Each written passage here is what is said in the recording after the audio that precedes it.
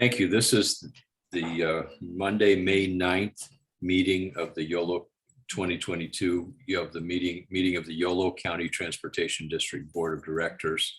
We're calling this meeting to order. Mimi, would you call roll and determine the quorum, please? Yes. City of Woodland. Absent. City of Davis. I'm here. City of West Sacramento. Here. City of Winters. Here. Yolo County. Here. And UC Davis. Here. And Caltrans representative. Here. Okay, we have quorum. So this meeting we're in a moment, we're going to approve a consent calendar item that includes a resolution authorizing remote and hybrid teleconference meetings. Initially, we had scheduled this meeting as our first hybrid meeting. As it turns out, no member of the board is in the board chambers, and that's due to a number of individual circumstances.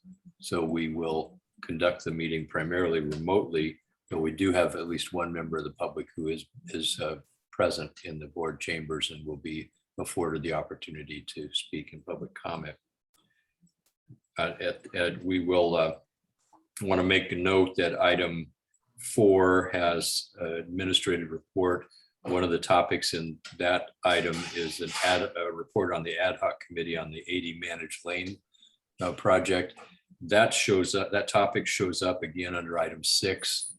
And so I think we'll simply put that topic, that ad hoc report will be combined with item 6, and we'll let that all come at one time in the meeting. With that, we will open, Hope, we're ready to open to public comment on items not on the agenda or any item within the consent agenda before we take a motion on the consent calendar. Is there any member of the public who would like to address the board of YCTD on matters not on the agenda, but within our purview or items on the consent calendar? I see one hand raised. Yes, and we did receive a written comment from Mr. Hirsch regarding, he sent over some slides that I sent over to the board members, and it was regarding slides on the I-80 study options. Well, thank you. So we'll, after we take the public comment, then we'll hear if there are any other written comments on general matters. So that we have one person in public comment? Yes, we do. Okay, and as our general custom, is it 2 minutes for public comment? 3 minutes. 3 minutes, all right, very good. So who is the speaker? Go ahead.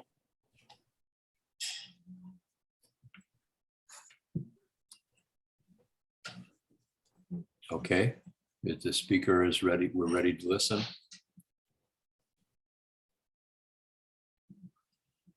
I believe. Is there a problem with Mr. the Hirsch. technology of some sort? Can you hear me now? Yes, we can. Yes. Very good. Thank you very much. I sent a slide. I gave a slide to the gentleman here, and I obviously didn't get into board, so I showed up with some slides. I'm concerned that basically that the I-80 project should be as lawsuit proof as possible, and also public comment as possible.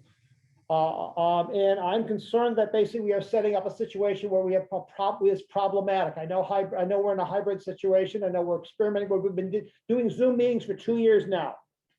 And I believe under the Brown Act, members of the public have a right to face the public, face the board. And basically that means gallery view. That's possible. We should be able to figure that out at this point, especially in public. So I can't see who's in the meeting. I can't see who's attending and who isn't. I don't know who the staff is. So that's an issue.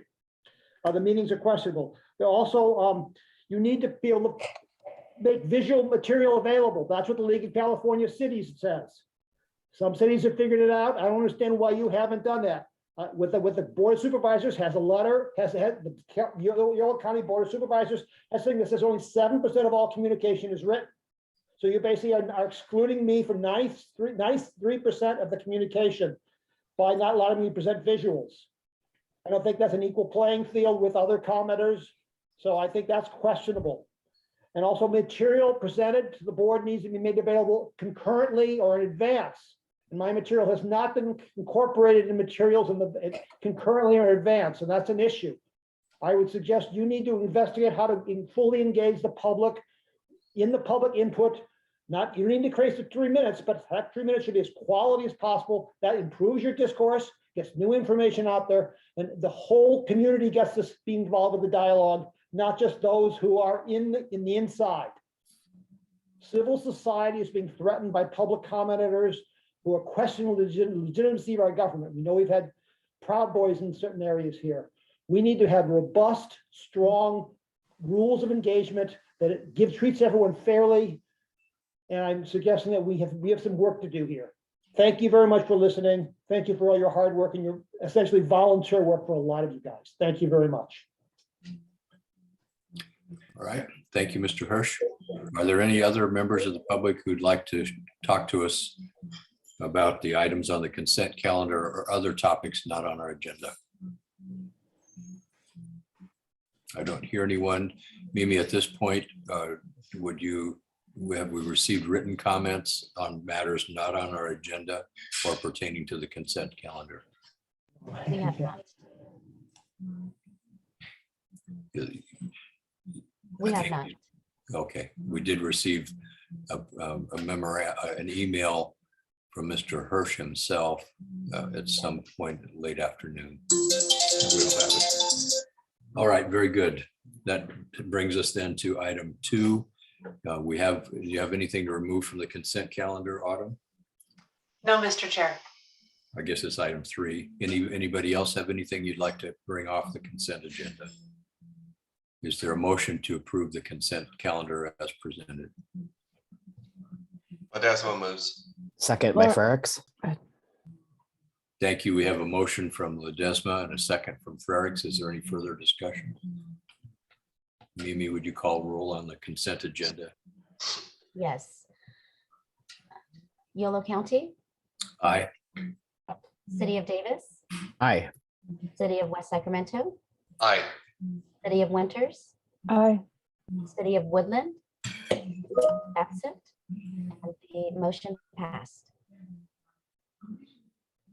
Okay, very good. That brings us to item 4, administrative reports from our executive officer, executive director. Thank you. Go ahead. I was going to suggest that Mimi share the slides, but if we have board member reports, we should do those first. I jumped the gun. All right, let's start with board member reports. Mr. Frericks, you have a comment? And Yeah, just a quick question, Mr. Chair. I don't know if it's just me or if others are hearing, there's a fair amount of like background or feedback noise. I mean, are people hearing like, it sounds like there's an additional conversation happening, or I'm not sure. And it looks like most folks are on mute, but just quite curious about that. So sorry, it's been a little difficult I'll take care of that. It's I understand what it is. I'll take care of it. Thanks. Any other board reports? Yes, Matt. Yes, Mr. Chair, thank you. And to everyone, I did want to share the news that I partially shared last week. As many of you know, I'll be transitioning to a new position with UC Davis and working mostly at the Sacramento campus, helping to lead a lot of the planning and new initiatives that are really generating a lot of excitement in the region, and particularly on the Sacramento campus there. So I'm excited to make that transition. We all know that Yolo Bus, YCTD, has long had a UC Davis board member able to participate and represent UC Davis and help advance transportation in Yolo County, and I know that will continue. I'm going to continue for a few more meetings and hopefully better define that at our June meeting, and look forward to working with all of you in the next few months and hopefully in other initiatives on into the future. So did want to share that.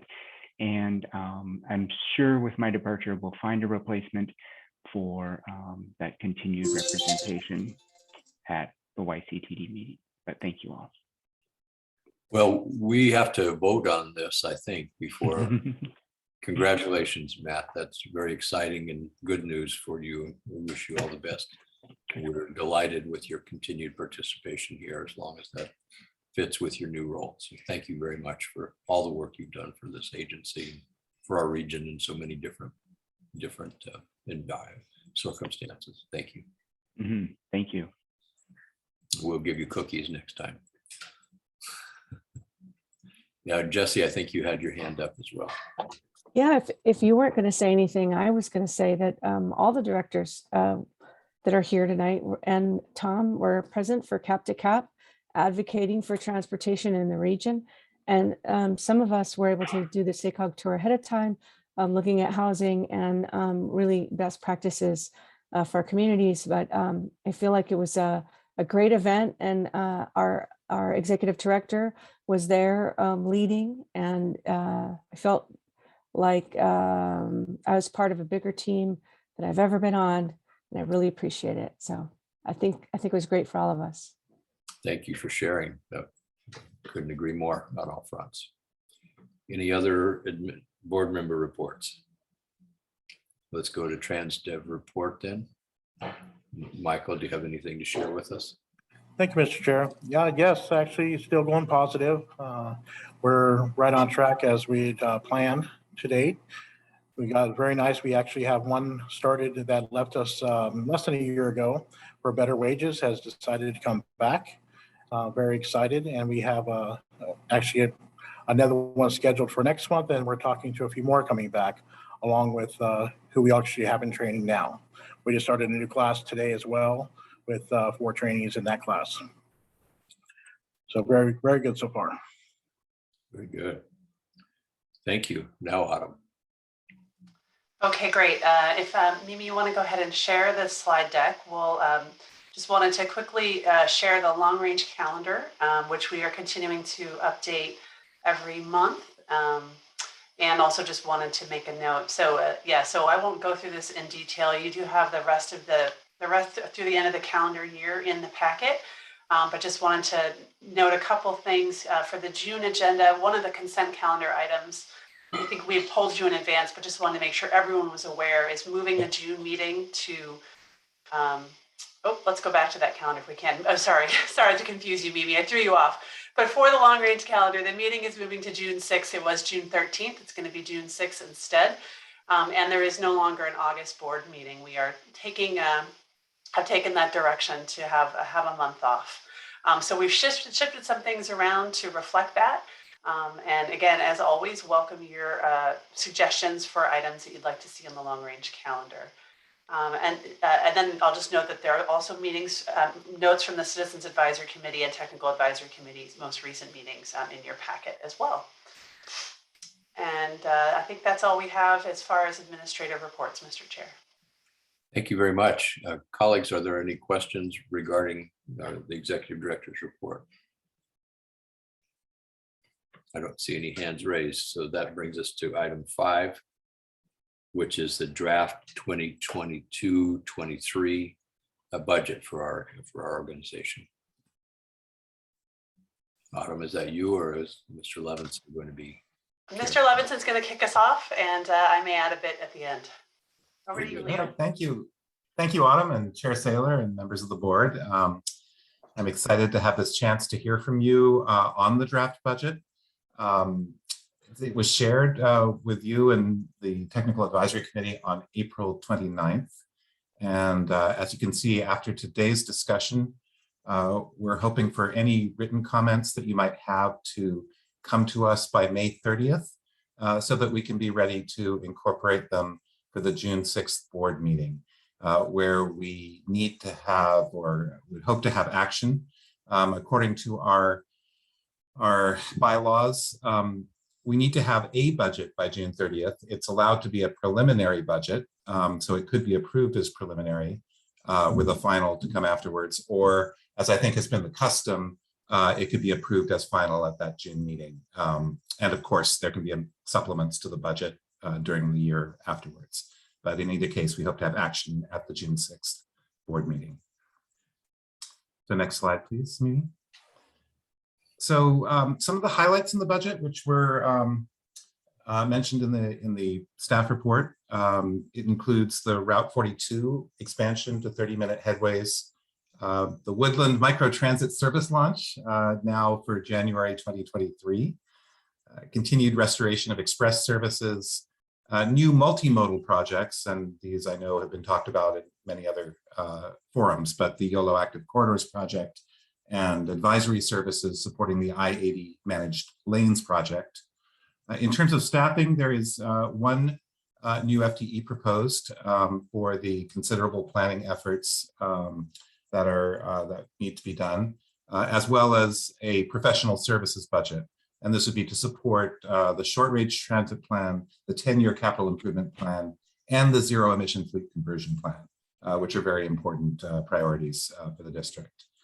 And one of the goals of this operating budget was to continue to move towards with sustainability, so it reduces reliance on one-time sources as we balance this operating budget. The next slide. So I'm just going to cover a couple of highlights here and then open up to discussion, not go through the budget line by line.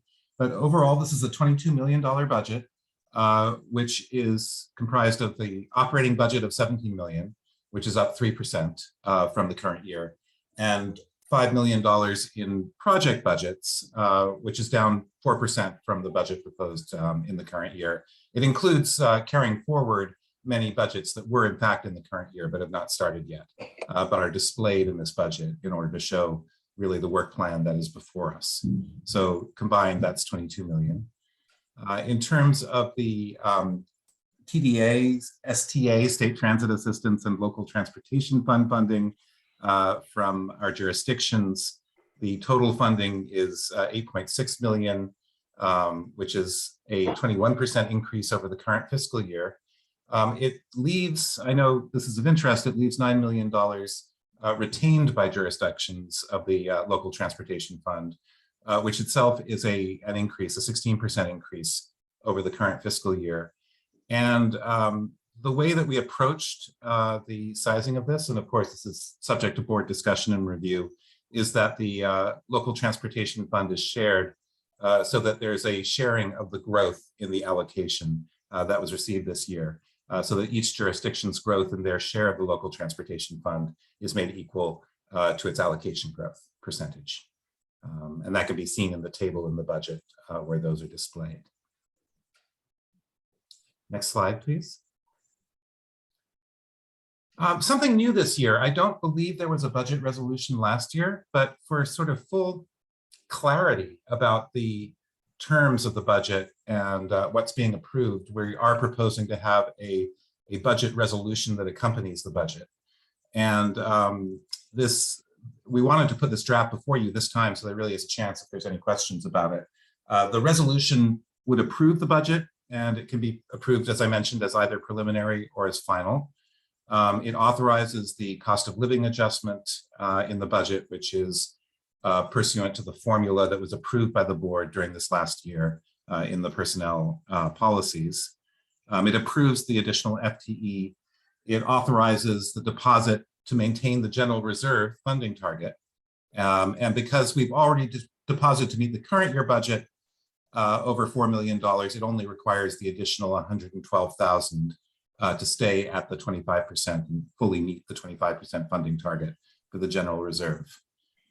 We take advantage of this resolution to provide some documentation for SACOG that the board is authorizing the use of state transit assistance funds that have been accumulated for capital purposes. And this clarifies that these funds are authorized to be used toward the projects, eligible projects that are listed in the budget. So that's the primary source of the local share of the capital projects identified in the budget table 2.1. It authorizes the executive director to move funds within the approved budget, provided that the operating and project budget expenditures and staff FTE do not exceed the amounts authorized by the board. And it makes it clear that we will be providing regular status reports to the board, which in case there was a sudden change in economic circumstances and the budget was no longer balanced, that would be the time when we would be, as the resolution says more specifically, we would be proposing how to rebalance the budget. But we would be reporting on the status at those times. Those dates could be changed at the will of the board or the chair of the board. So next slide, please. So I think I'll jump in here. Yeah, did you want me to do this, Leo? Yeah, sure. Yes, thanks. Anna. Okay, sure. So as you know, really a major foundation of the budget is the service plan. In other words, what is the transit service we are planning to provide? And so we have received some feedback over the last month or so as we've been putting this together around some potential changes to the service plan that we wanted to just show you that we are wrestling with, and I'll give you the opportunity to share some feedback as part of this discussion tonight. So the first, and this is something we actually built in, is a contingency around the Route 42. So as you know, we are planning to launch 30-minute headways on the Route 42. As we've kind of unpacked that and looked at what that means, we've found that there's some challenges around the way that the Route 42 would change, particularly related to having some very long layovers for people traveling between Davis and Woodland. And so we are currently actually bringing in some outside expert assistance to help us look at the scheduling for this new Route 42 to try to see if we can correct that, and wanted to build in some contingency to the budget to make sure that we had, if we needed to increase the number of buses or make some other changes, that we had some flexibility to make sure that we're able to have that continuous high quality service on 30-minute headways. So I'm happy to share more details, but don't want to bore you with them. But that's what that is currently built into the budget, and wanted to kind of flag that $400,000 for you. The second item is around the Woodland local service, the 211 and 212. The way we had designed this budget, we would be eliminating that service when the micro transit begins. It was brought to our attention that that is not, in fact, what was approved in the comprehensive operational assessment. What the COA approved was to actually maintain these two routes, the 211 and 212, and eliminate two other routes in Woodland. So there was a total of 4 local routes. The COA called for eliminating 2, retaining 2, and then launching microtransit. So this budget had eliminated all 4. We've already eliminated 2. It was going to eliminate the remaining 2 in lieu of microtransit. We've received some feedback that we might want to consider keeping those 2 routes in addition to the microtransit service. So that's what that second bullet point is about. And that would cost an additional $260,000, we estimate, if we were to do that. Excuse me. And the third is the Route 44, which is the South Davis Express to Sacramento. This is one of the express buses that we had eliminated. It was one of the lower performing routes that we had eliminated as part of the COA. We've received some feedback from the Citizens Advisory Committee that because when we update the Route 42, we won't be serving South Davis anymore at all. There'll be no Yolo bus stops in South Davis once the routing on the 42 changes. And there was a suggestion that we could potentially bring back the Route 44, which is an express trip from South Davis to downtown Sacramento. And so that was incorporated as an option into this budget. And so again, that's is out of step with what was in the COA. So if we were to eliminate that from the budget, that would be $150. And I'm, just to clarify, not asking you to make decisions about this right now. This is for the purpose of the budget. All of these, any service changes we would make would come to the board, would have a public hearing, opportunity for notice, but wanted to have you understand that as we're thinking about the budget, we made these assumptions about service planning. And so the dollar amount that's in there, these are some of the variables that are outstanding that as we go through the kind of planning processes that are underway could change what our service looks like. So with that, we'll open it up to discussion and questions. Thank you, Autumn and Leo. So the process we'll follow is we'll first hear questions from members of the board, and then we'll hear public comment. So first, and questions and any brief comments before, I think, and just one clarity, this is not for action tonight. This is a preview. If any board member or all the board has some direction or questions they'd like to pursue, this will come back to us one more time before it goes out. That's correct. Okay, very good. Are there any questions from members of the board? Okay, I'm not seeing one. I do have one question that I can raise, and that's on the topic. I do appreciate the resolution, Leo. I think that is it's very good business practice to have an actual adoption of a resolution by the board that says what the budget is and makes it clear what we're doing. I'll save my question because it looks like we have a couple of board members. So we'll start with Matt and then Chris. Great, thank you, Chair Saylor. My question was on the resolution and the bullet item that has to do with the executive director's authority to revise budget amounts, and just asking as a general governance question about kind of the boundaries on that. And I think there's probably policies that have to do with what the director can and cannot do, but can you give us some idea of how much flexibility that gives, and whether there should be a report out requirement back to the board about those kind of adjustments? Sure. The constraints on it is that it would not allow increasing the budget. So it would only allow moving budget between line items, and it would require a report to the board at which there would be a status report, such as the status report presented today in the consent agenda, that shows also the question of whether revenues are sufficient to keep covering the budget, because you might not even want to shift. You may need to reduce budget if you have reduced revenues for the year, but that would be reflected in those quarterly budget status reports. The way it's written, it doesn't have other constraints. That is a policy question for the board as to whether you'd like to bound it more tightly. So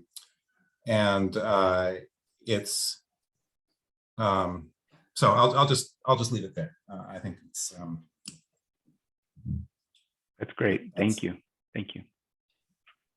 I think that was actually going to be my question as well, Matt. So Chris, your shot. Thank you. And first of all, Matt, congratulations. I didn't get a chance to verbalize that, but congratulations. Good to see everybody. So I guess my question, could you walk me through a little bit? I didn't spend confess a whole lot of time on the budget, but I'm trying to understand the allocation of STA dollars back to the jurisdictions. And I'm not sure if you can share, look at the table that you referenced, and trying to understand really how you determine the percentages going back to each jurisdiction. Sure. Mimi, do you want to, I don't know if you're able to share, but in the packet, in the budget, this is table, is it 1C? 1.1C. Yeah. So are you able to share that, Mimi? I think it's page 38 of the board packet.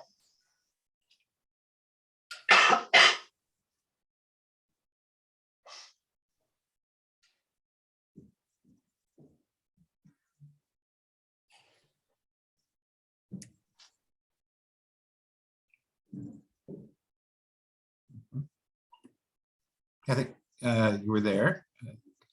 Up a Oh, little. I misspoke. It was Scroll back on up. page 36. Yeah. There it is. There. Here we go. Yes. Perfect.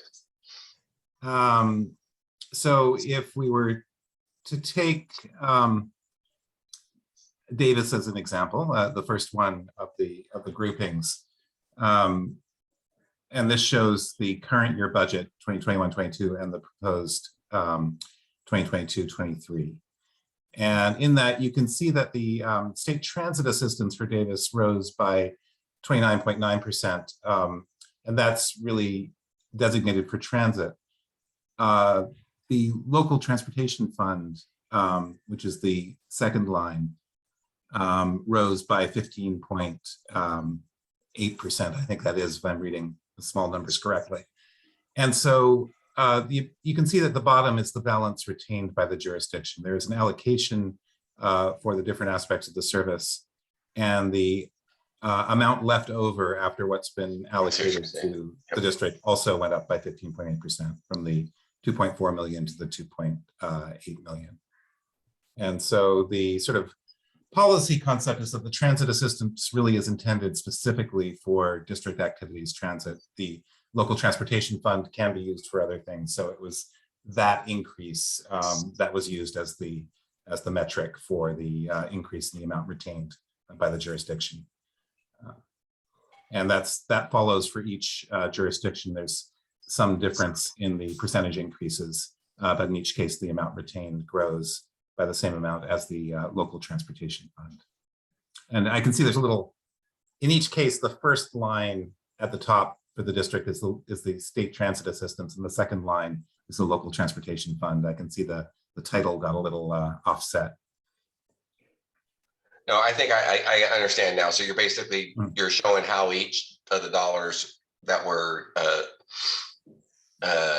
assigned, I guess, to each jurisdiction, how you laid them out programmatically. Right. Okay, I understand. There is some rearranging between the fixed route and the administration. There was a number of ways in which the budget was restructured from the current year on administration and fixed route. And so it's not really, it's best to look at those both together, really, if you're trying to get an idea of the change from year over year rather than looking at them separately. I want to say that the overall impact of the increase, as you notice, the budget didn't grow by very much. We are growing the amount of, fortunately, we have the growth in the ST and the LTF. What this is allowing us to do is to reduce our reliance on a diminishing surplus from prior years. So the current year budget relied on $2.6 million of accumulated fund balance that had grown in prior years, but was not necessarily a sustainable source. If we were trying to balance with 2.6 million every year from surplus, that wouldn't work for very long. So this budget actually uses zero fund balance to balance the budget. It does still use $1 million of CARES Act funds, which is also not a permanent source.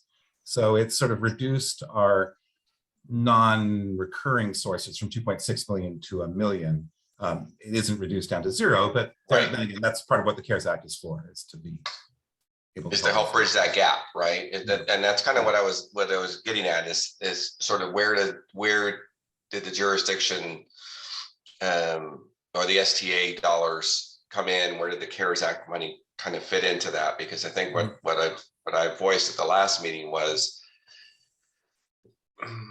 a concern over a period of time when the CARES Act money runs out, right? So you're basically using the carryover from prior years. Would you say 2.6 million?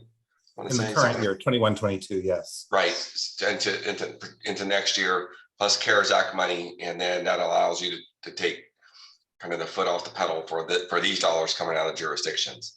Yeah. So my question, well, I'm fine with kind of the approach. I just want to make sure I understood it. Is I'm also kind of sticking a flag into the kind of the 3 to 5 year projection out when the CARES Act money goes away, and what's the model look like then, and how do we project out revenue expenses? Because in here we're also increasing, and I agree with it, the increase in cost of living and whatever else we're doing. Which is keeping expenses overall we're down, but again, it's just, I'm trying to get to that point where we're able to manage it now, and just want to make sure we're thinking about if there's systemic changes we will need to make in 2, 3, 4 years. This board's ready to do it. It's a very good question. I had originally hoped to have a 5-year plan as part of this budget. I think after talking with Autumn and others, it really felt like we needed to complete our capital plan to really do that responsibly, because there are choices as to how much of the different funding streams we have could meet the capital needs and the operational. It really would be good to look at them together. We could have balanced this budget without CARES Act by retaining more of the local transportation fund. That would have meant hardship on the part of the jurisdictions. It would have meant reduced. But even if that had just been kept flat at the jurisdictional level, it could have balanced the YCTD budget if we had used all of the increase. And so part of it does depend on whether there are future increases in the state funding that may in fact start to close the gap if you wanted to stay at current service levels. I mean, the other piece of this, it's such an interesting discussion, is also whether there are future operational changes that the board would like to fund from the STA and LTF that is available as well to put into the mix. And so what in fact are the desired operational requirements also has to fit into that plan. So it's absolutely essential that we do that. And it should be part of the 10-year capital planning, this operational outlook. Well, again, I'm not trying to slow this process down. I think the thought process is the right one in terms of trying to get to this balanced budget, trying to understand what our capital needs are. But I think it is something, once this exercise is completed to get to that, is we're going to have to start projecting out those things, right? Not wait. I mean, it's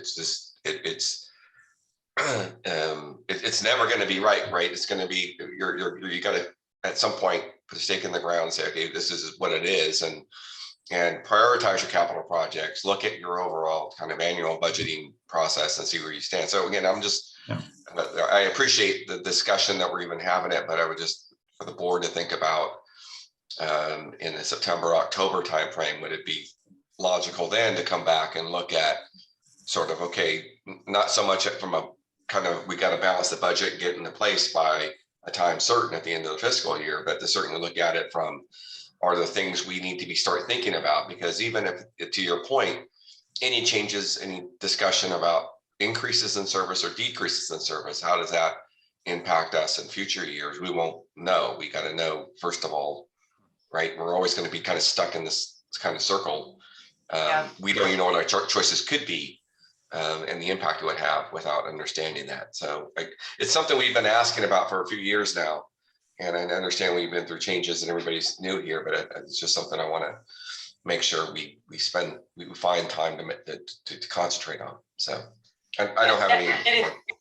If I can jump in on that, Director Ledesma, because I'm right there with you, and Leo will tell you in our first conversations when I said we were starting on the budget, I was like, I want to make sure we have a five-year outlook as part of this. But then realizing as we kind of got into it and understanding that and in our conversations with the various jurisdictions, understanding that money was being set aside for certain capital projects, whether it was purchase of new buses or a new transit center for Woodland, these kind of commitments that had been made in prior year budgets that had not been approved, and that realizing that we had made these commitments in prior year budgets, we hadn't implemented these things, and that there's all this unfinished business out there in terms of money that we've been setting aside and not actually implementing those projects, and that there is not a 10-year plan or any kind of plan for when we intend to complete those projects and spend those funds. Because again, some of those funds are, not set aside for, but are, were allocated by different jurisdictions as part of their 5307 or their STA. And so understanding those commitments that have been made and saying, what is the actual cost of implementing these? And what funding do we have to even be, as down payments on those? Those are all the questions that I wanted to make sure I was able to answer before we could confidently say, here's where we're going to be. But one thing I felt was really important to do, and I just wanted to draw everyone's attention, and maybe you can go to this page, and that's on page 49, section 3 of the budget, is that it shows the available prior year fund balances and grant allocations. So this is really an accounting of the funding that is quote unquote on the books or that we are eligible for. It includes, just, sorry, you went a little too far. I think I just saw it. Page 49. It's not a table. It's after this table. It's after this table. I'm sorry, you didn't go too far. A little bit further. Next, here we go. There it is. Yeah. Yeah, just there it is. So this shows all of the prior year fund balances and grant allocations that are available. So this includes our unrestricted fund balance of $4 million, some 5.7 in an allocated woodland urbanized area 5307 funds, which were targeted again for some capital projects. About $5 million in CARES Act funding that we're eligible for that has not been allocated. $2.6 million in SAC UZA. These are again recovery funds for SAC UZA, which is West Sacramento. And then another $1 million from the Sacramento UZA and CRISA funds. These are different colors of recovery funds. And then accumulated LCTOP. LCTOP is a state program which can be used for purchasing buses. So these are the dollars that we are aware of that are, again, on the books or we're eligible for, that we're using that as the starting point as we look at our capital improvement plan, understanding, how much of these funds do we want to set aside for capital improvements, and then which funds are available to support operations. And how does this then all feed into that bigger picture over the 5 years of where we're going to be when all this one-time funding goes away.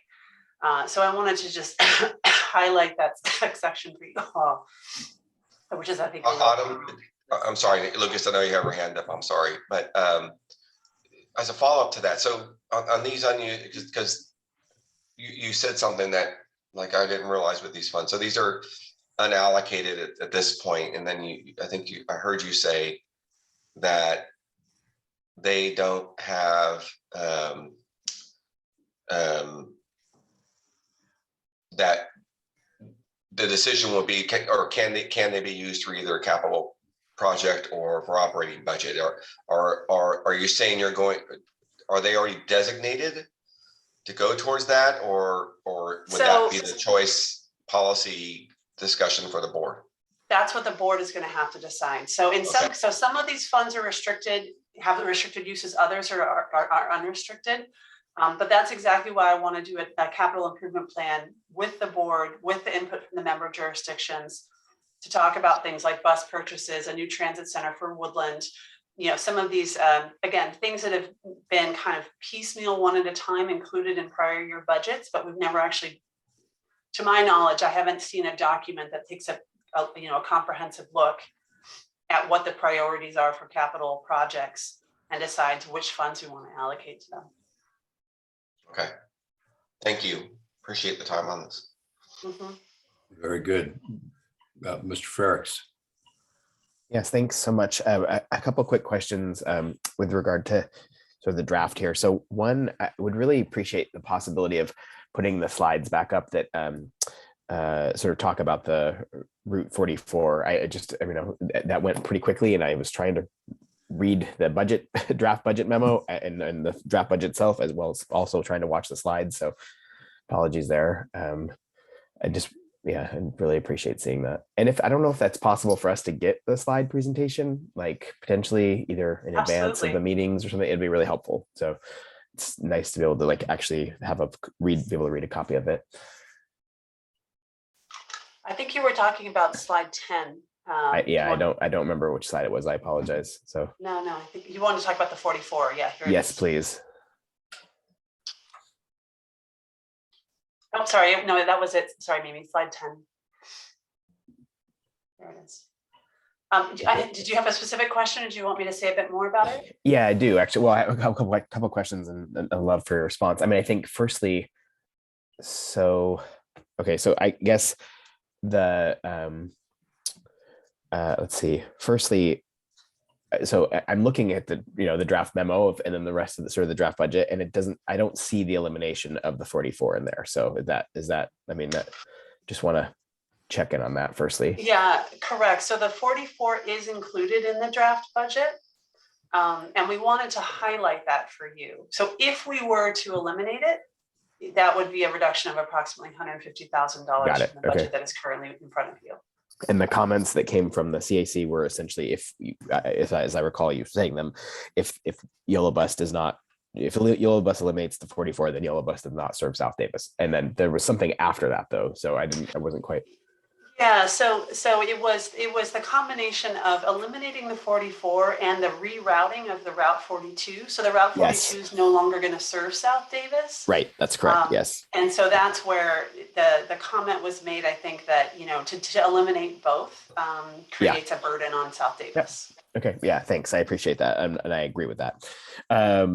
The issue of the route 211 and 212, and that's the sort of those are also mentioned though in the sort of the annual operating budget sort of discussion. I mean, are they, so here on that slide it says they are, oh yeah, that they're preserved for a full year, but I mean there's a variety of places in there it says that we're going to be eliminating them and then while also starting the microtransit. So I mean, I just am not, there seems to be a little bit of, I'm sorry, I think so what this slide is doing is saying these are some options that are different than what's currently in the budget. So, and I didn't make that clear. I am not at my best right now. No, that's okay. Really Yeah, apologize. we're good. I'm tracking. I'm just trying to get that clarification. Yeah, so what's in the draft budget document is elimination of the 211 and the 212 when the microtransit starts. So we have them for 6 months and then they go away.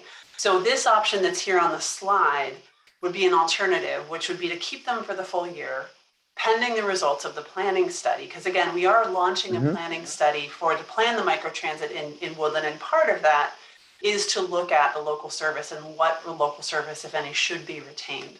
So if we were to keep that service for the full year, it would add an additional $260,000 to the budget that you have in front of you. Got it. Thank you. That's okay. That's helpful. And then a couple of additional questions. If we can go back to the actual board packet now, would be helpful on this. That would be really appreciated. I have, I would say the next question actually would probably be just about the memo, the draft memo from you to the board, I think would be, which is, sorry, it is page 33.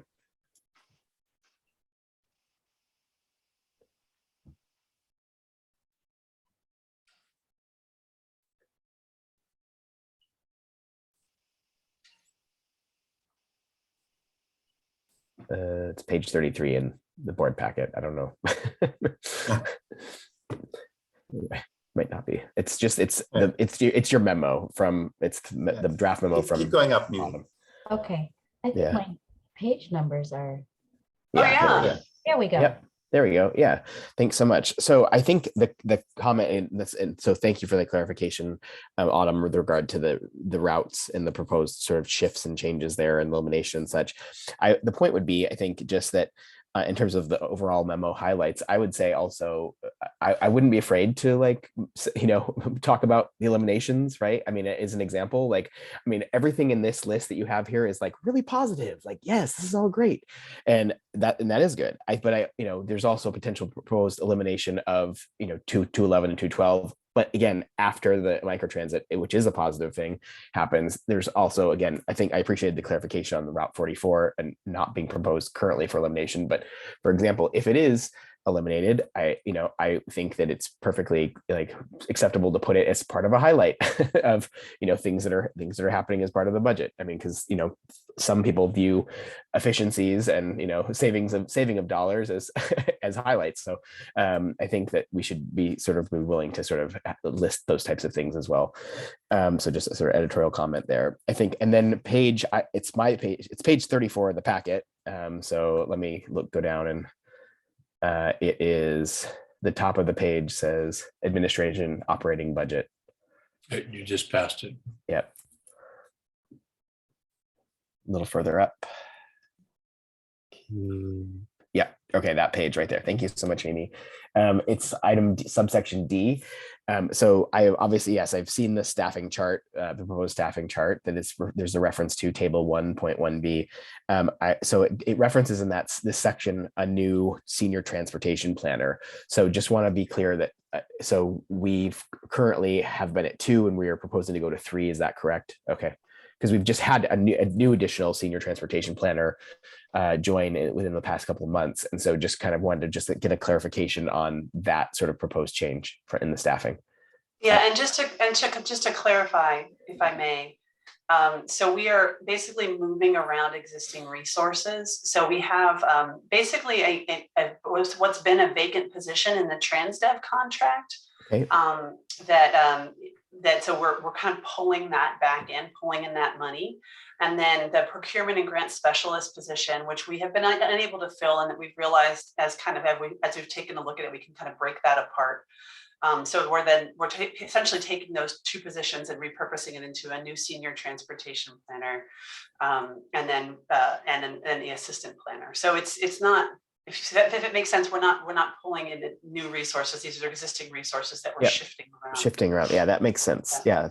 No, thank you. Appreciate that. Just wanted that clarification. And then the last question is just on the next page. So scrolling down, and it is subsection D again. Yeah, right there, per agreement with the YTMA. So I just wanted to highlight that. So appreciate this item about, the $30,000 that was previously designated to support the staff time will be redirected to programming. I think that's very important, first and foremost. But secondly, I really think that this is a real opportunity for additional revenue. I think it's, the Yolo Transportation Management Association, I think, has been woefully underutilized and or under-resourced and sort of basically not much attention paid to it. And so I think there's a lot of opportunities in terms of YCTD to sort of make that an additional revenue generator, and not for purposes of clearly of funding staff or whatever, but for actually putting it into programming. And so I do just would like to see some sort of, I know it's probably in the mix of in someone's wheelhouse for their responsibilities, but, I do think that is a really important area of potential revenue generation that we currently have not been really going after. Thanks for all the work on this draft budget. Appreciate it. Thank you, Mr. Frerick. Are there any other questions from board members? I'll make a couple of I have one question area and I want to make a comment. I think what we're seeing here is a far more robust and transparent assessment of the financial operations of this district than we have seen in the past. And a part of that is when we see the unallocated funds that with some indication of some prior commitments that have not been documented in any coherent fashion. We're seeing it's good. This is a good move for us, and I do think that the slide that talked about the items that are under consideration but have not yet been decided or built into the budget. I think some of that information came out subsequent to the package, and so it's a way of reflecting again improved transparency of here's some areas of sensitivity in the future statistical calculations of our budget. Here's some risk factors that we need to take a look at and be aware of. So I think I'm really pleased with the package. I do have the same question that Director Dulcich raised on the authority to transfer funds from one function to another, and I think there's. So my question is what is it that we're trying to, what's the problem we're trying to fix with that? And I am generally inclined towards some way of containing those transfers. And for example, could be that a problem might occur at some point where excess amounts of funding is transferred from operations to administration. That would be a concern. So I think you might want to have some kind of percentage limit or something to give us all some assurance that generally what we're approving in the budget is what's going to happen. Certainly, I can think of some ideas to bound it.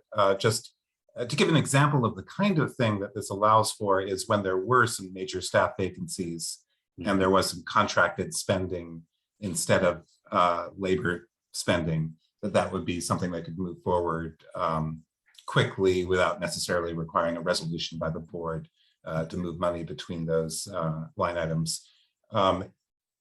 Another way perhaps of doing it is to say that within each of the budgets that are mentioned, there's the flexibility. So within the administration budget, within the fixed route budget, paratransit and microtransit. And then perhaps also the budget does include an overall contingency line item of $250,000. And perhaps you could just bound it and say that contingency may be applied by the executive director if there's a need of. But part of it was just to clarify, I felt like when you were approving the budget, I actually didn't know when I came in whether we were restricted by each line item in the budget that was displayed for the current year, or whether it was approved as a not to exceed overall budget, because there wasn't a resolution that said what was required in terms of the control on the budget. And so this is trying to establish that. But again, I think perhaps putting it within that 250,000 limit, that if there's a need to exceed materials and supplies, but there's savings in contracted spending, that wouldn't be considered a violation, and it wouldn't require a board action to move money around between those kinds of things. Well, I think we're always balancing the flexibility and appropriate need for the executive director to be able to manage the organization. So that is a value that we should hold high. We also hold a value of accountability and transparency. And so I think there's probably a little more thinking on this one. I don't object personally to some increased flexibility, but I think it is wise to have it be clear in what the limits are and what the purposes are and so on.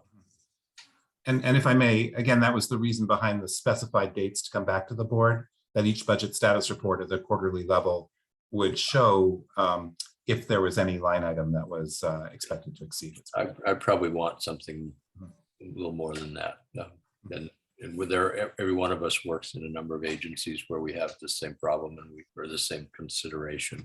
Yeah. There are some parameters for the amounts or percentages, and we don't want to hamstring people, but we do want to have some check-in, more than just this is what we did. Okay, well that's some feedback, and I think we do have at least one public comment. Are there any, before I turn to that, any other questions from anybody? Okay, so let's go to public comment. We have one hand raised, and then I think we also have some written comment that we'll hear from in just a minute. So I don't see a name, but is that Mr. Hirsch? Is that you? Is that Mr. Hirsch again? Yes, it is. Well, thank you, Alan. So you'll have 3 minutes. This is wonderful. The budget is much improved. I know we're doing some new stuff here, so this is great.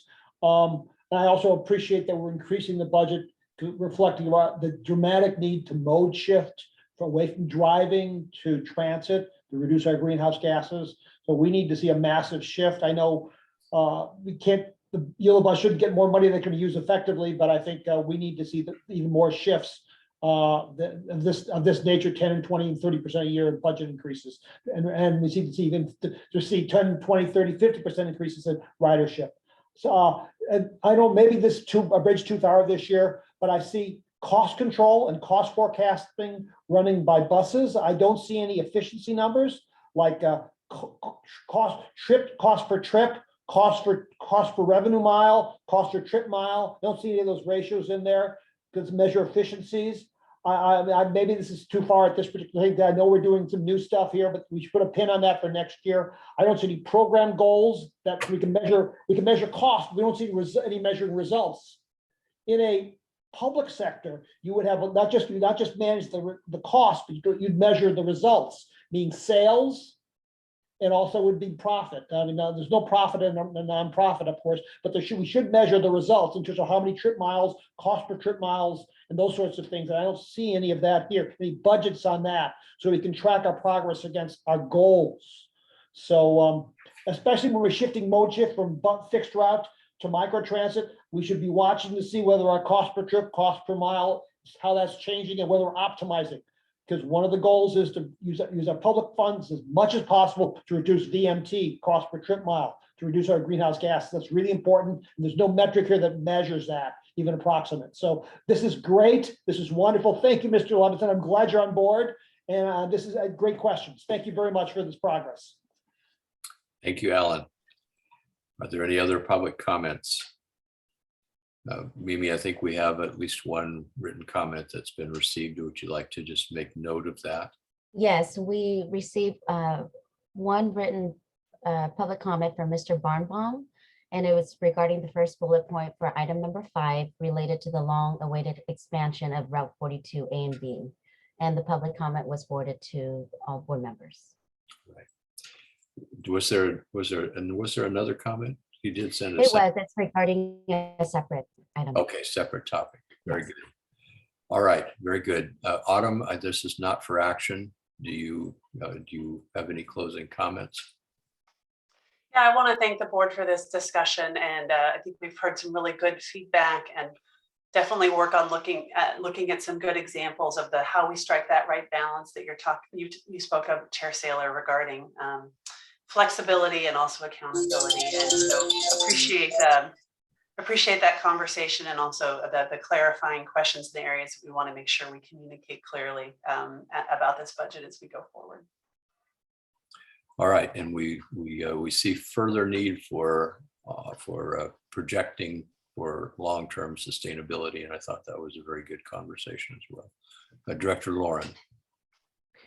Sorry to be so late to the game with comments, but as I was listening to Autumn's comments and also the public comment, if we are going to be an agency that just looks at vehicle miles traveled and what the savings are per trip, I think that would leave us at a disadvantage while looking at equity and how we're serving people.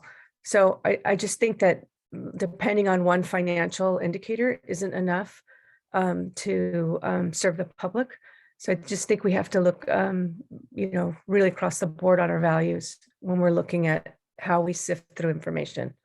And I know that this board prioritizes that. So that's it. Those are my 2 cents. Thank you.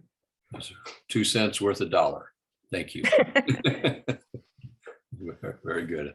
I think we're ready to move to the next item. And that is, I think that item 6 is the next one. Is that right? That's right. That is the Yolo Managed Lanes update, and that is me. So we'll go ahead and dive into that. So you have in your packet a staff report and then a letter that was sent to Caltrans District 3 last week. So I just wanted to take this opportunity to kind of share what's been happening and answer questions and hear feedback from the board, on the direction that we've been moving with this project. So since the full board conversation that we had was in January, and then since that time, the ad hoc committee has continued to meet approximately monthly and also to meet fairly regularly, not entirely monthly, with Caltrans District 3 leadership. And the kind of primary requests, there's 2 that I'll really touch on, but the primary request that you see captured in the letter is around the project description. As the board knows, we are in this stage with this project where the environmental review process has begun. A draft environmental document is expected at the end of this year. And the first step in the environmental process is the issuance of a notice of preparation, which is where you describe the project and send notice to the public that an environmental review is going to be done.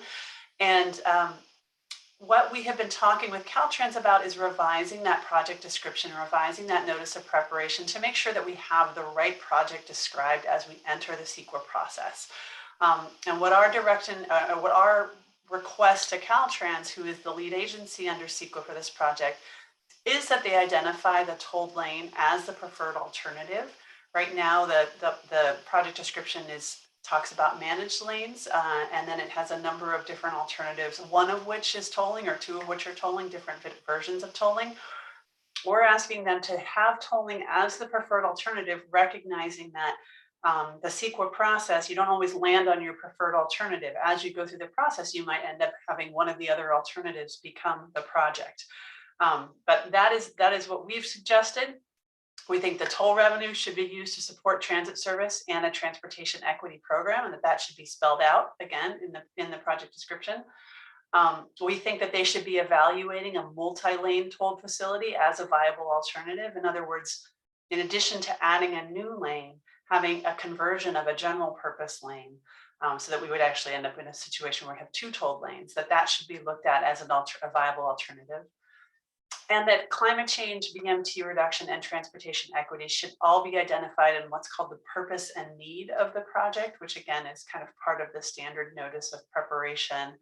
And finally, that the project description should also include specific mention of infrastructure to speed up transit, like that was included in our application to the TIRCIP, the Transit and Intercity Rail Program application that YCTD submitted in partnership with Caltrans in February of this year.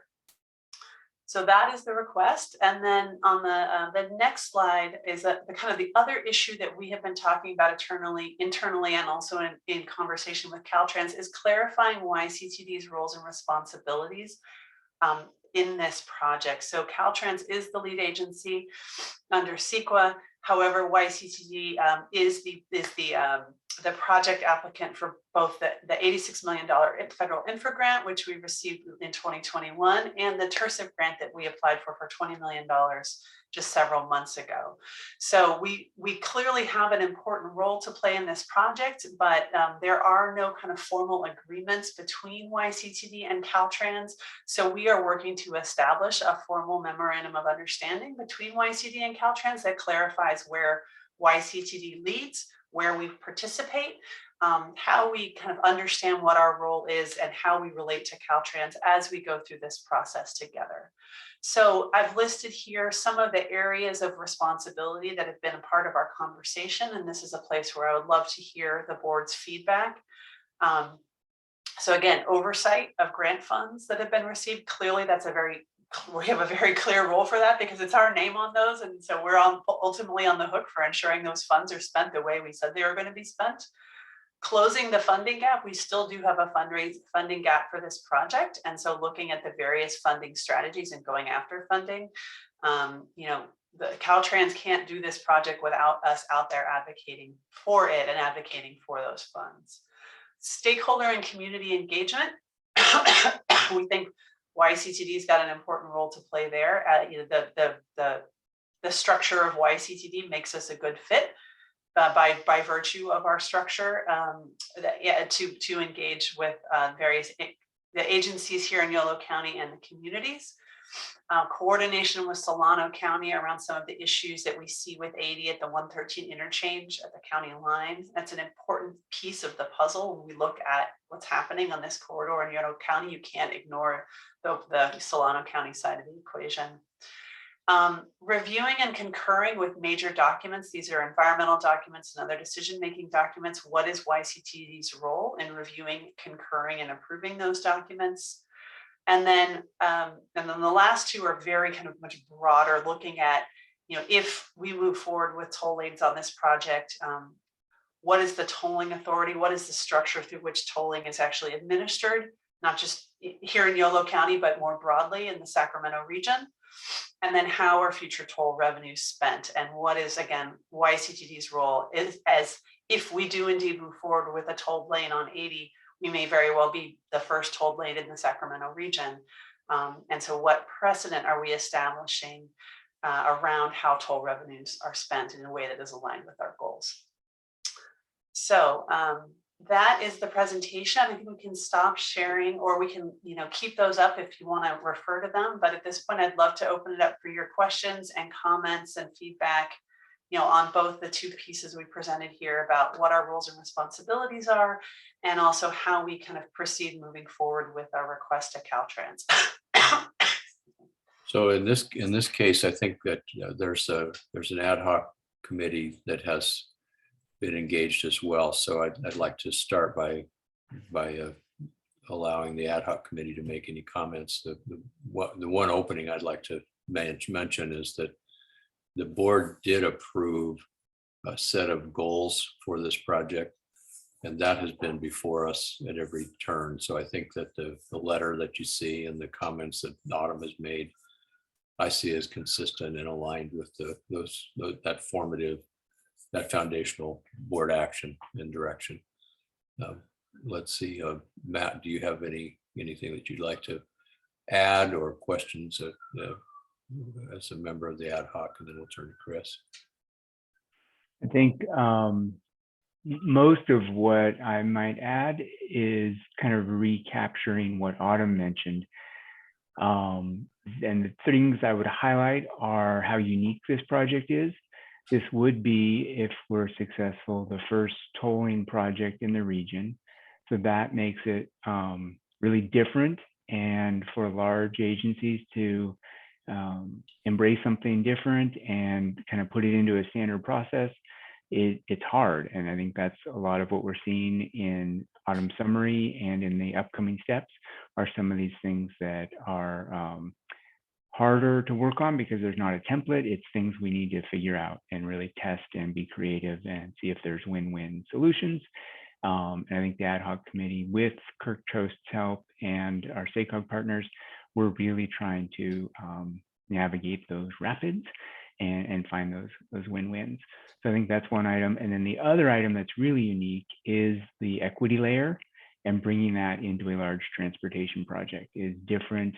And it's really looking like the future of transportation and the future of transportation planning needs to have that equity layer, but it's not been something that many projects have had in the past. And it's not been something that new and innovative projects, large projects have had in the past. So again, it really is interesting to work on, and bringing all of this together is hard work. So thanks to Autumn and the ad hoc members and Kirk Trost for really pushing this forward. But that's the key. Those are the keys that I would mention. Thank you. Thank you. Thank you, Matt. Chris, any comments? No, I think both Autumn and Matt kind of summed up kind of where the journey thus far. And I kind of walk away with a little bit what Matt said at the end. This is a bit uncharted for this district, period. Not to stay on the journey theme. We're just kind of on this new journey of a brave new world of working on a major project in Northern California, a unique one, as Matt said, in the region, right here in Yolo County. And I think the thing that's always tricky for me as I'm trying to think about this is, first of all, something at this scale that this board worked on, I couldn't fathom this a year or two ago, right? That we would be dealing at this level, but kudos to Autumn and the colleagues that are, all of you, first of all, and my colleagues on the ad hoc committee and Kirk and others that are supporting it, because it is important that there's local leadership here. That is my takeaway from all of this.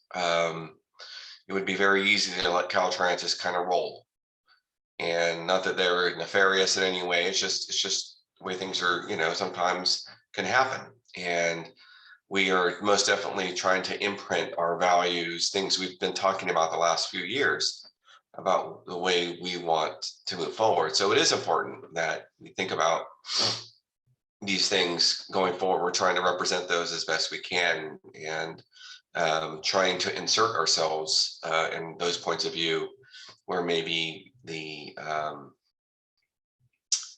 prevailing sort of thought at Caltrans, or there's just the way the process goes, get us the weight of it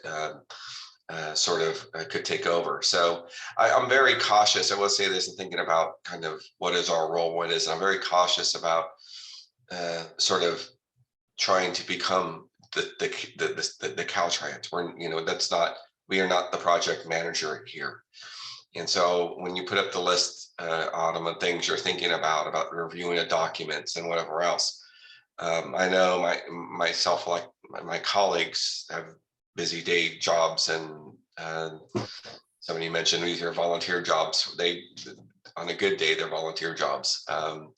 And this is not an area of expertise for us. So we just got to understand that we're here to represent our county, our individual cities, and how this impacts the entire district. And so it's just a thought that I'm trying to keep in my head, that we can't we can only manage to what we can the parts we can control the best, or the parts that we would influence the best. And I think so far, thank you so the Autumn really for the work she's doing and trying to carry this, and it's been really an important part of what we do. So thank you, Chris. Let's turn. Thanks, Jesse and Lucas, for allowing us to go through this. And I think both of you know this project, you know what we're doing, but I want to make sure that if you have any questions or comments, that you have opportunity to be fully engaged. Jesse? I had to get my mouse on the right screen there. I want to really applaud the ad hoc committee, and especially Autumn, for her leadership on this. And I don't want to, I know that it's hard work for everyone, but for Caltrans, I think that they're really good at what they do, and they're good at engineering, and they're good at building, but and that's like part of their role. But our role is leadership. Our role is leadership. It's equity. It's long-term planning for our communities. And I think that we just have to continue to lead on this, and have the courage to lead on this. So I just want to ask the ad hoc committee, and Autumn, just keep going. Thank you. Thanks, Jesse. Lucas? Yeah, a few points. Thanks. I appreciate all the work of the committee, and I really do. I think the letter that was sent in is fantastic. I'm really, I think it captures a lot of the things that we've been discussing, and I think in points that we really want to see sort of move forward. I mean, there's been a variety of discussions where, even in like recently at SACOG and that sort of the mega region working group discussions, where there's been discussions around in the three sort of MTC sort of Bay Area, San Joaquin COG and San Joaquin County, and then also SACOG in our 6-county region, at how this is, the sort of the concept of managed lanes, and particularly the tolling infrastructure, is something that has been in place in other parts of the state for a significant amount of time now, and it's continuing to be a real sort of frankly the way forward. I mean, it's not, there's not just a lot of like lane expansions without actual sort of tolling infrastructure being also accompanying those lane expansions. And so I think that that's something that I think is very important to note. It's also interesting that that's basically an established policy coming from Caltrans headquarters. I mean, in Sacramento. So, statewide Caltrans headquarters is saying this is sort of the policy. So, I think that is, in my opinion, that's exactly what we should be doing with this project. I do think it's a time for us to start to engage our legislative partners, and just in terms of informational briefings. I mean, we have not had a discussion with Congressman Garamendi, Congressman Thompson, Congresswoman Matsui anytime recently about this item. In terms of updates, regular routine updates, and two-way communication with all of these offices, and also Senator Dodd, Assemblymember Aguiar Curry, as an example, I think are really needed, just to keep them in the loop of what's happening and sort of the progress that's occurring. I think that I think all of them would benefit from hearing sort of the work that's being done and sort of steps and progress along the way. And so just encourage Autumn to sort of seek out just an informational briefings with all of our various state and federal elected officials. Thanks. Thank you, Lucas. Very good suggestion. I do think that this is one of the 12 mega region priorities. It's a significant corridor for our region. The partnership that we have with Caltrans is quite unique in this situation, and it's one that I do see it as a partnership, and we're going through some conversations that need to happen, and we obviously can't build it, and we can only do this together. So with that, we're going to go to public comment, but Mr. Chris Holomard, is it?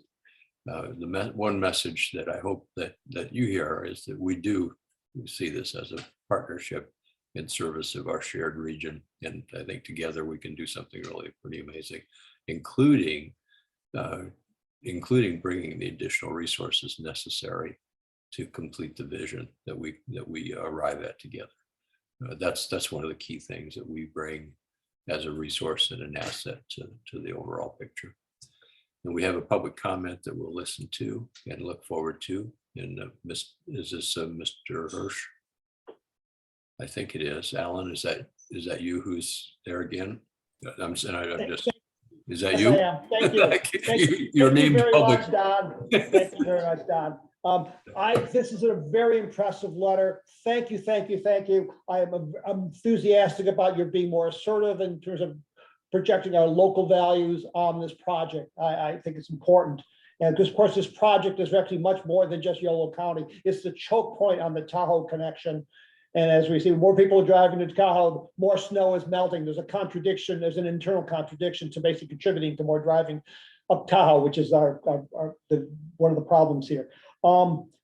In terms of I'm glad you're addressing the VMT induction. That's the key environmental things. And all the money you give, the total money that gives to equity will not make up for VMT increases. That's not okay. I know we had an equity issue on, we addressed equity in the San Mateo County toll lanes there. And I will note that basically the revenue generated from those toll lanes could give money to 1/2 of 1% of San Mateo County. That's the social equity from the toll lanes. The toll that will not begin to undo the greenhouse gas generated from the additional capacity on that thing. We need to reduce VMT. I sent you some slides with a number of suggestions, creative suggestions, things that maybe are a little bit out of the box. For example, like maybe putting solar panels over the bike lanes might pay for itself. There's 32 miles of that in Korea. Things like maybe using the social equity money to put chargers for electric cars at apartment buildings, retrofit, so those people have access to electric cars and aren't stuck paying $5 and $6 of gas.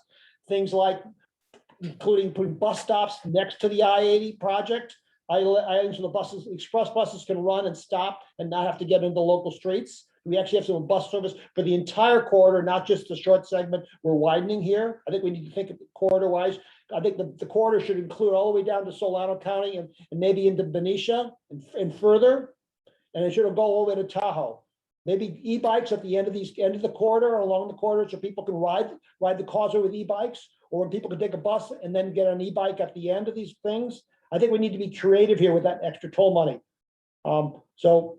This letter is wonderful. Thank you very much. Let's be creative. Let's be assertive. This is new stuff. We are in a crisis mode for climate, and we need to do all we can. Thank you for showing leadership on this.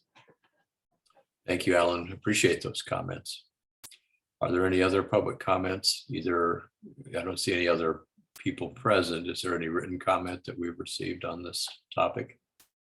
We do not have any written comments on this topic. All right. Jesse, your hand is up. Yeah, I would just like to ask if this would be something that you as chair, Don and Autumn, can possibly take as writing a letter to the local electeds that are regional and taking that on after this meeting, maybe just as an update, letting them know, where we are and what we're doing. I think I like Lucas's point. I think it was well said, and I think that's an action that should be taken. It should be the chair and Autumn. All right. Well, let's take a look at how the timing and the content of that. But that's a good suggestion to make sure that our colleagues are informed about what we're doing here. So let's both our other local colleagues, I think is what you're saying, Jesse, as well as, is that what you're suggesting, or do you mean the state representatives and federal representatives of our region? Well, I think Director Farrick's point was really solid, letting the assembly members know, the people that can really help us also with funding, let them know where we are. Yeah, I think we'll probably do something in addition to letter. I think we'll probably do some outreach and briefings. Yeah. If I could add on to that, Mr. Chair, I think the federal officials giving them an update of where we are too wouldn't be a bad idea. I think that was definitely the suggestion. Yes. Yeah, I want to make sure, and including Congresswoman Matsui. Absolutely. Right. Yes, and who I absolutely agreed. Right. Yeah, I think that's right, and I think that's a good charge to the ad hoc that we can we can work with Autumn and make sure that that outreach takes place. We may ask some of you for some additional support on that, but thank you. Autumn, do you have I think this is, we come to a conclusion. I appreciate the conversation here, and I think we're on the way. Yeah, I want to thank everyone for your comments. Very good. Brings us to item 7, Yolo active transportation corridors. Brian Abinat is listed as our presenter. I'm glad to be able to say that out loud. Brian Abinat. Good evening, Sarah Taylor and directors. It's nice to present to you for the first time. I arrived in early March, and we'll get into that in a little bit later, but I have a handful of slides here to share with you all related to the Yolo Active Transportation Corridors project, which you all are most likely aware of, and I've been sort of waiting to hear about what progress has been made on it. We're not asking for any action from the board this evening, but just to give you an update, let you know what we've been doing and how we plan to approach the project. So if you recall, last summer, YCTD applied for and was awarded $1.2 million federal raise grant award for the project that was previously titled Bike and Pedestrian Trail Network Planning. And so that was actually the amount that we're being funded is really quite large by planning standards. But what's unique about this project, and I might be repeating what you already know, is that this wasn't just sort of a planning effort. This is also a design and engineering project for construction, and that's unusual for these types of projects, because usually those are sequential and they're usually distinct phases of a project. But nonetheless, it's introducing some challenges for us, but ones we think we can meet, and we're excited to see play out in this process. But one of the key factors that provided us with this funding from the federal government was our commitment to trying to address barriers for low income and minority residents in terms of active transportation access and connectivity. So that's an important lens through which we'll be looking and approaching this project. Mimi, next slide. So like I mentioned, the project was relatively dormant from the time that the award was announced to, say later this winter that just passed. And part of that's because the senior planner position that the board approved for this year's budget hadn't been filled and was always imagined to manage this project. And so when Autumn brought me on board in early March, in fact, today is my 2-month anniversary of my first day of work, that this wasn't a project that I would be working on. And so this was one of the reasons why I wanted to join YCTD, was the opportunity to work on this project in I-80 and work in multimodal transportation planning and programming.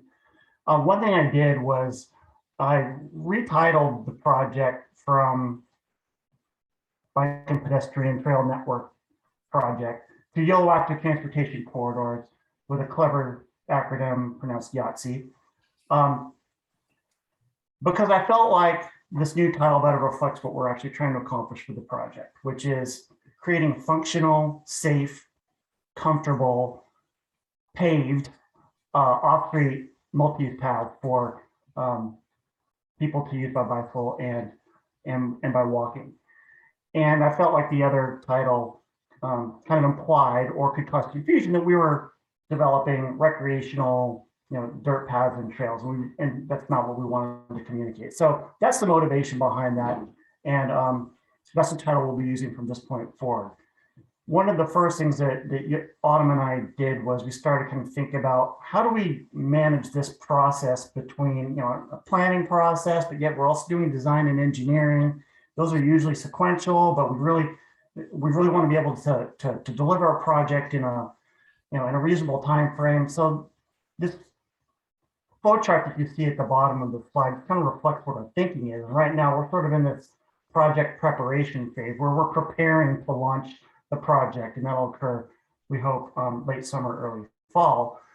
But we feel like somewhere in the early middle phase of the project that we'll have enough sort of patterns of input from community members in Yolo County for all of our outreach that we'll get a sense of what the top 2 or 3 corridors should be to move towards design and engineering. At that point, we can kind of split the project and they can run parallel with each other and actually sort of inform each other, which is something I've never done before. But I'd like to see how that can work, where sort of what we're learning through design and engineering can sort of perhaps inform the design guidelines for the plan, for the final plan and future corridors that we would ultimately be implementing. And then perhaps policy ideas that are emerging from the planning process could help inform the design and engineering. So we'll see if that transpires, but that's kind of the thought at this stage. Maybe next slide, please. So I've been here for 2 months, and first things that I've done was really dig into the files of the project, getting it set up, building outreach databases of public agency staff, non-governmental organizations, et cetera. But one of the most important things we've done is we've reconnected with all of your staff about this project. There was varying levels of awareness and depth of understanding of what this project was and what we're trying to accomplish with it. And so we've had really good conversations with them. I just wanted to share with all of you board members how impressed I was with the level of support and the interest and the enthusiasm that they've all had for implementing this project and the opportunities that they see that this project presents. And so those local agency staff will form sort of that technical advisory committee for the project that I'll be relying on to help guide the process and make sure that we're all moving forward together cohesively and collaboratively in ways that we all feel comfortable with. And I imagine that group will meet regularly, perhaps as frequently as monthly. I'm really pleased with the way that those initial conversations have gone. And then this week, we're doing something similar with non-governmental organizations where we're having focus groups. And they've sort of naturally grouped into different cohorts that you can see in the bulleted list there. But the purpose of this is to get really early input from from these different stakeholder groups that that the project can affect, and to get a sense of give them some input on what the process can look like. And the questions that I intend to ask them are such as how do you feel like this project can or will influence or affect the constituencies that you represent or the people that you serve? What are some things we should be thinking about from a process standpoint in terms of negotiating a scope of work with a consultant? We don't want to miss anything. We want to make sure that the process is reflective of the values of our communities. And then finally, how might they define a successful project? What would a successful outcome of this process and even capital projects look like? So that's the input that I'm hoping to get, distill that, and that will help shape the request for qualifications that we will issue in forthcoming month or two. So maybe next slide, please. So and that leads to kind of the next steps that we're moving into, having those focus group discussions. I'm drafting the RFQ as we speak. And so the input that we're getting from local agency staff, focus groups, will bring the draft RFQ to the Project Technical Advisory Committee, the Citizens Advisory Committee, and then as well as the board, hopefully as soon as next month's meeting, for your support and approval on the request for qualifications. At that point, we'll then release it and kind of go through the consulting team selection process, which I'll be relying on the Project Technical Advisory Committee to help with that as well, as sort of a team building effort as well. And then kind of lingering in the background is the need to execute agreement with Caltrans and FHWA. We haven't received a draft agreement from them yet, but as soon as we have that and we're able to iron out the details of that agreement, that will come to the board for approval as well. Mimi, next slide, please. Okay, and then this slide just shows sort of visually the key milestones that I've been mentioning throughout the presentation, and how we get from kind of where we are now to I'm hovering my cursor over here, but I imagine you can't see that because I think he's got control of it. To September. Hopefully, by the time that we have negotiated a scope of work with a consulting team, we'll be able to build out this Gantt chart more, so we have a better sense of what the actual planning process will look like. But until then, you can just kind of use the flow chart that I provided in the earlier slide as just sort of a point of reference to what our thinking is from a time frame standpoint. Amy, I think that's going to be it, right? Yep. So that concludes my formal presentation. I'm happy to engage in any discussion or questions that you might have. Thank you, Brian. It's good to see that you're digging in. Good to see the progress with the interactions with stakeholders and your timeline. Are there questions, friends? I'm not seeing any questions. Are there any public comments? There are There's no public Director comments. Lauren may have Oh, a question. I'm Mr. sorry, Chair. Jesse, I didn't So see you. would it be okay to put the first page of the slide back up for a second? Please.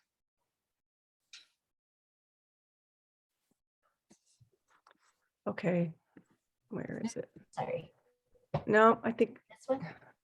No. no, it was, yes, that one. I would just notice that the informal interviews with interagency staff seem to be missing UC Davis. And UC Davis is, generally, part of our board, even if they're not a voting member. It might be worthwhile to also considering UC Davis in that list. Thank you. Good. Okay, very good. Well, with a roll of the dice, away we go. Oh, wait a minute. Mr. Frericks has decided to open up. Oh no, just Thank thanks you. so much.